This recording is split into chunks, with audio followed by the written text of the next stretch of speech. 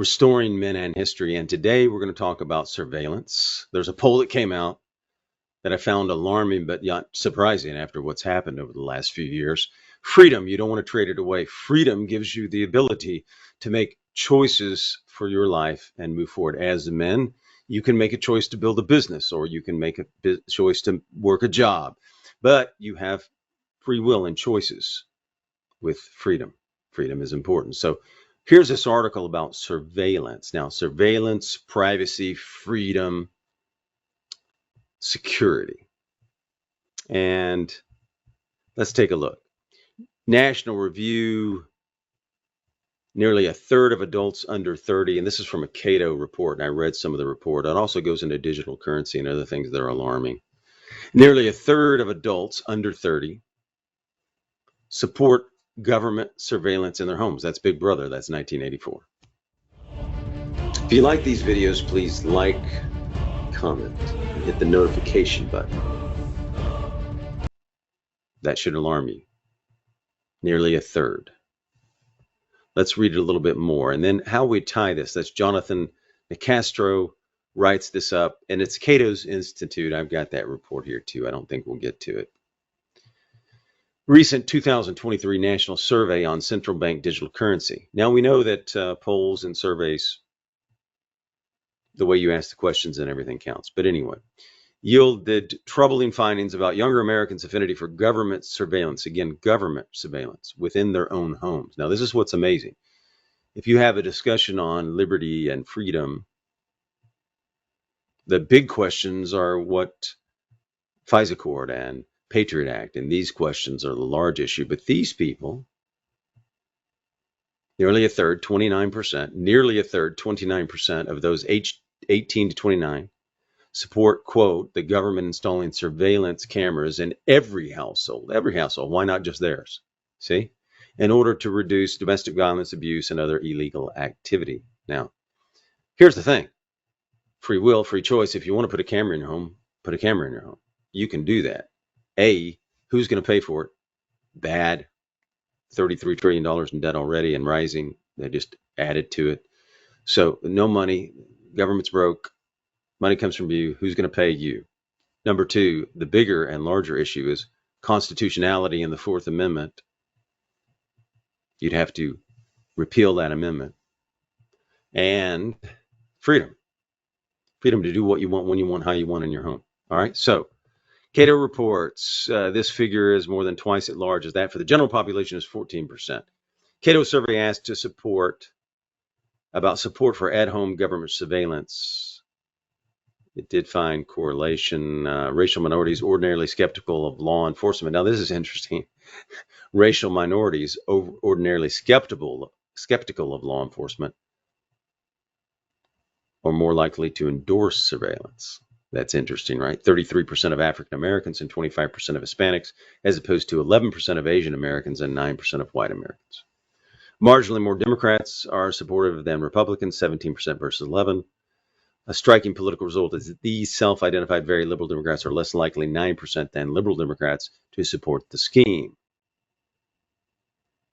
Ironically, progressives who want larger government to circumvent property rights, and property rights are important, that's another day, are less comfortable with violating privacy. So let's talk about privacy. While the racial and political breakdown is unexpected, the general racial results are not altogether shocking. That's true because we saw what happened. He goes into the lack of college student opposition to COVID-19 policies.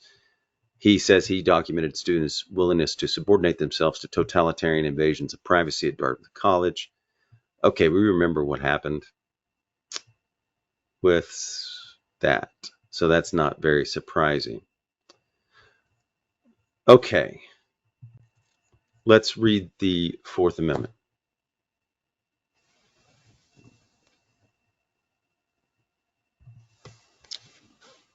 Now, the Fourth Amendment, where did it come from? Well, the right of the people to be secure in their persons, houses, papers, and effects against unreasonable searches and seizures shall not be violated, and no warrant shall issue, but upon probable cause, supported by oath or affirmation, and particularly describing, and this is important, because this came out of writs of assistance back in Boston, which led up to the revolution, which, by the way, there's a great John Adams quote on that, but let's finish this Fourth Amendment, and particularly describing the place to be searched. The reason that is in there, these specifics came out of the writs of assistance in Boston when the British would just go into businesses and homes, searching through what they thought to be possibly smugglers in Boston. And we wrote it in for you to have protection, the right of the people to be secure in their persons, houses, papers, effects, describing the place to be searched and the persons or things to be seized. See specific. So now here's what's interesting. We fought for this. It was written into the Constitution. Mass, Virginia, New York, they all wanted it because this was put in the Bill of Rights for you to protect your privacy. From what? The federal government. These people want to put it in your homes. Freedom. We need to talk more about what can we do to make people appreciate freedom and the ability to drive across the country, not an electric car, but an V8. That's another day. Freedom to make choices. Freedom to speak what you want to say. So part of this freedom is in your home. There used to be this quote, a man's castle is his home, right? So let's go on to the last piece. This poll is alarming. It's Big Brother in your home. And we already, if you want to look at other things, the Patriot Act and their surveillance on the streets and what's going on, the Fourth Amendment must be protected by whom? By you again. Constitution and the people must stand for it peacefully and protect it because it protects your freedom. And it's so important. Let's read one more piece. Now, as I said earlier, I think privacy, you may think that by giving up privacy and giving up freedom, it gives you more security, right? The old adage was, well, you have to give up a little bit of freedom for your security, right? That's the old talking points. But privacy could be actually protecting yourself and your security, right? As you trade away privacy, you could become more threatened and more in danger. What if you have bad actors in the government? What if you have bad actors anywhere? What if you don't want to move to tyranny? Let's see what Edward Snowden says. And this was Edward Snowden. Surveillance is about, what do you think? I say it many times, you can guess, power. Snowden says surveillance is about power. This is a transcript from a YouTube release date, September 21st, 2017. Topic, civil liberties and government. And where can you find this transcript? Hold on. LearnLiberty.org has this transcript of Edward Snowden, and I think it's pretty good, September 21st, 2017. NSA whistleblower Edward Snowden says government surveillance is taking away our privacy and our security. And this is the big thing. Now, 29% of the people want it to come into your home. And that's alarming. And we have to do a better job talking about freedom and choices. And look, what made this country great? What made America great? That you had choices, that you could be exceptional, that you could rise, that you could create a business, build a business. So let's read some of the transcript. Edward Snowden, well, when you live in a world of terrorists and madmen, when every bad thing that happens on every corner of the earth is in your living room by the end of the day, that's interesting, right? By the end of the day, because the 24-hour news cycle is in your living room by the end of the day, a world where your nearest neighbor is potentially a foreign enemy, rights begin to look like a vulnerability. We're going to be talking about surveillance in our lives. This means we're going to be talking about power. So he's equating surveillance with power. Power of what? The federal government, right? FISA, federal government. You've seen it in action in the last few years. He's saying surveillance goes to power. What does climate change go to? Power. We can translate this to power. What does a totalitarian want? More power. So by giving up your privacy and freedom, you actually could be throwing your security away to tyranny and totalitarianism, right? Allowing surveillance helps who? All right. Whether you're talking about Facebook determining what ads you see or something rather more concrete, information today is a convenient means. It's a mechanism for attaining what? A certain power. And that power today is control. Remember the control over the last few years you have seen, how they tried to control you in certain states completely. Do this, do that, do this. You can't leave your home. By the way, was that for your security? No, it turned out you wanted vitamin D. You wanted to walk and exercise. That never made sense, right? So what the government is telling you, question. Surveillance technologies have outpaced democratic controls. A generation ago, surveillance was extremely expensive, he's saying, this is Edward Snowden. There was a natural limitation imposed upon it. That is, the government had to spend huge, extraordinary sums to track lone, isolated individuals. To know a particular location might involve many teams of officers out in the streets working in shifts. But today, that dynamic is reversed. One guy, and this is interesting, we knew this, sitting in front of a monitor can track with precision an unimaginably large number of people. For the first time in human history, it's both technologically and financially feasible for governments to track and store nearly complete records of our private lives, says Edward Snowden. This is not science fiction. This is happening now. When we look at the construction of facilities such as this, the NSA's data center in Bluffdale, this was called by them the MDR, the Massive Data Repository. They called it that for a reason. This was not the targeted data repository. This is not something that was designed just to watch this person or that person. It's because they were ingesting everything everywhere and saving it in case, just in case, it might be something of interest later. What do you think that means? Think about it. In case something came up. Someone who previously there was no justification to watch, someone who had committed a crime, someone who was an ordinary person would have their life captured, crystallized, compressed, and stored perfectly. Now think about if you had a camera in your home, Big Brother watching you all the time, recording every single thing, by the government, paid for by you. Amazing that that would even be a thought. Many people believe we need to be rolling back surveillance. And by the way, we do need to be restoring the Constitution and rolling back the power of the unconstitutional powers of the federal government. You want to know how to fix the problems of America? Restore the Constitution. All right, let's go on. In the past few months, the United Kingdom passed the most extreme surveillance bill in the history of Western democracy, called the Investigatory Powers Bill. The history of Western democracy, called the Investigatory Powers Bill. It takes everything the NSA was doing, institutionalizes, and expands it to a level of intrusive detail that truly is beyond what we have seen the worst police states in history have within their authorities to go after.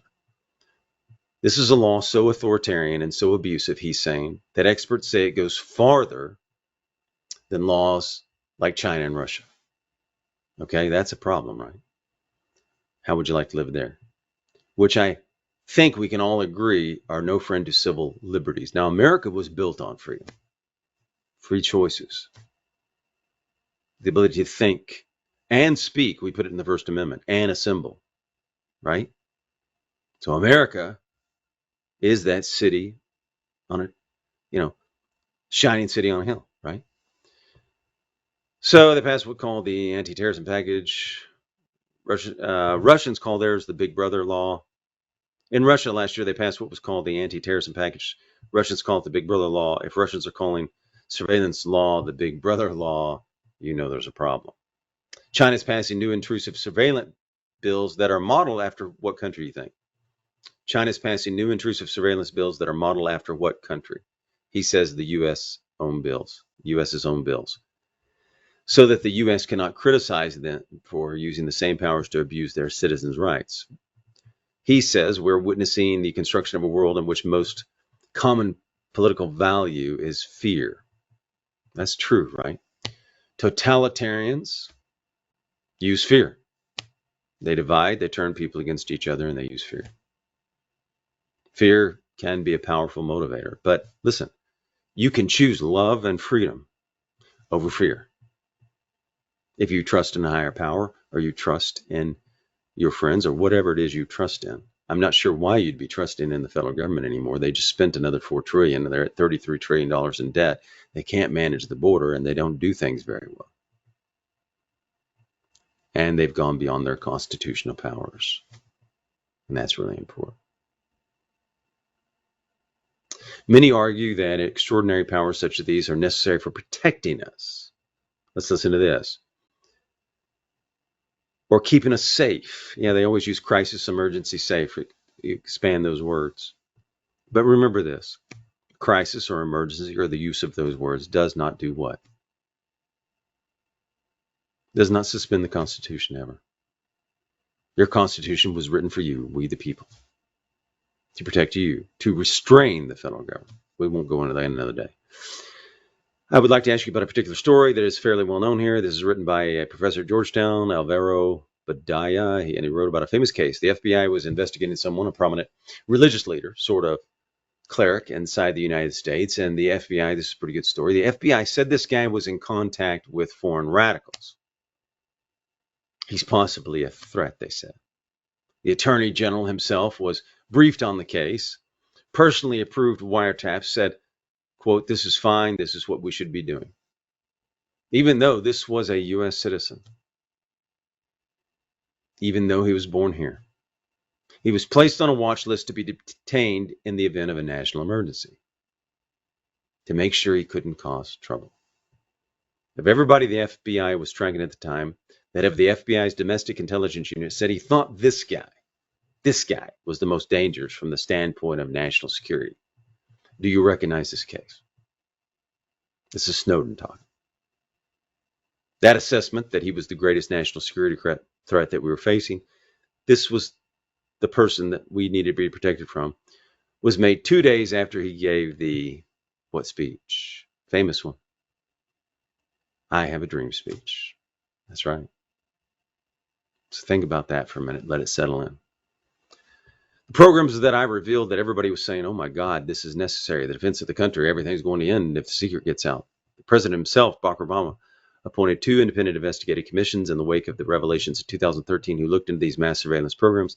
They had complete access to classified information. They interviewed the CIA director, NSA director, FBI director, all these guys, and they could not find a single instance. Now get this. This is him talking. A single instance in more than 10 years of operation where this kind of mass surveillance had not only saved a life, it had never done that. They said it had even made, and here's the quote, concrete difference in the outcome of any counterterrorism investigation. Never. Why are the politicians justifying programs on the basis of saving lives of countering terrorism that more for a decade have never shown any value for countering terrorism? That's the question. Why would they do that? They're not stupid, right, he says. Governments are many things, but they're not often incompetent across all levels, particularly at the working level. When you go high up, it's decision makers. You might get some questionable decisions, he said. But the real answer is, here you go. These programs were never about terrorism. They do have value, he says.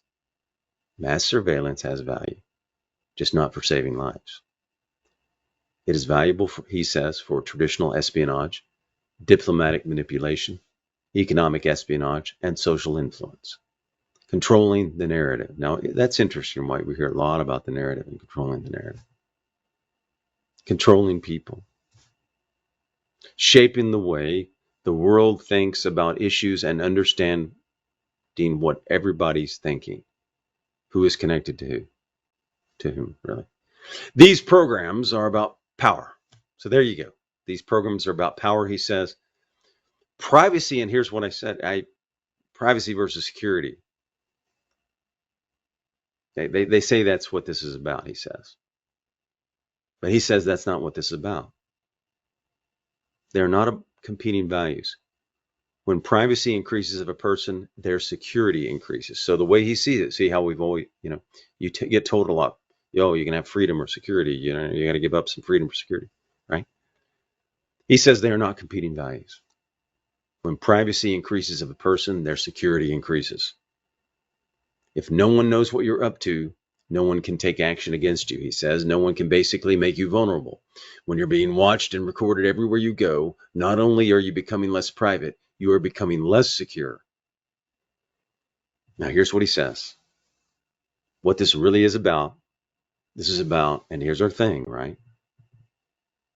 Liberty versus surveillance.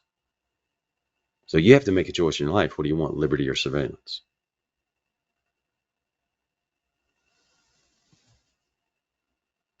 Not versus security or anything like that, he says. Surveillance preys on vulnerability. Surveillance preys on the lack of privacy. The idea is, what is liberty? You know, if you ask a bunch of different people, he says, in the room they might have different ideas, but in a large way, liberty and what has made the American tradition, oh, here we agree with this, so powerful is the ability to act without permission. So if you want to go build a business, you want to be able to go do that. If you want to drive across the country, you want to be able to go do that. But he says liberty is freedom from permission. American tradition so powerful and our project so successful, it is the ability to act without permission. When the government is seeking to expand its own liberties at the expense of the public's, there should be something that alarms us all. Here's a little quote he has in here. Senator Wyden was asked, does the NSA collect any type of, remember this, of data at all on millions of hundreds or hundreds of millions of Americans? General Clapper, no, sir. Senator Wyden, it does not. General Clapper, and this was the big reveal, right? Not willingly.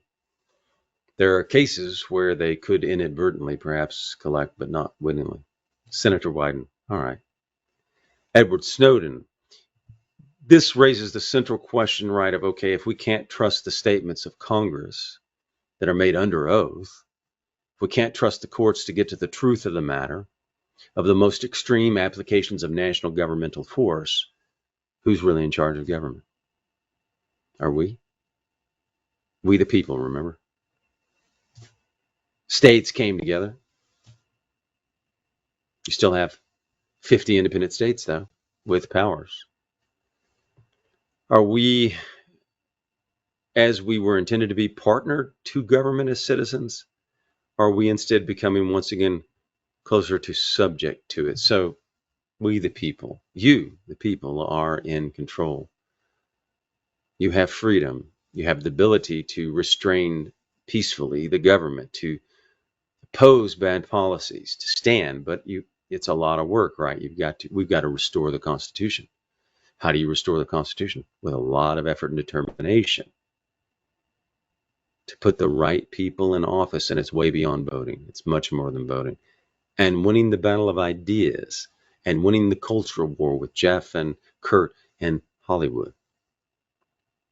It's storytelling. It's ideas. It's everything.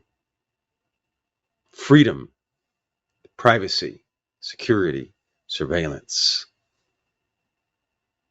We love freedom. We love America. We want to make sure we maintain American principles and freedom.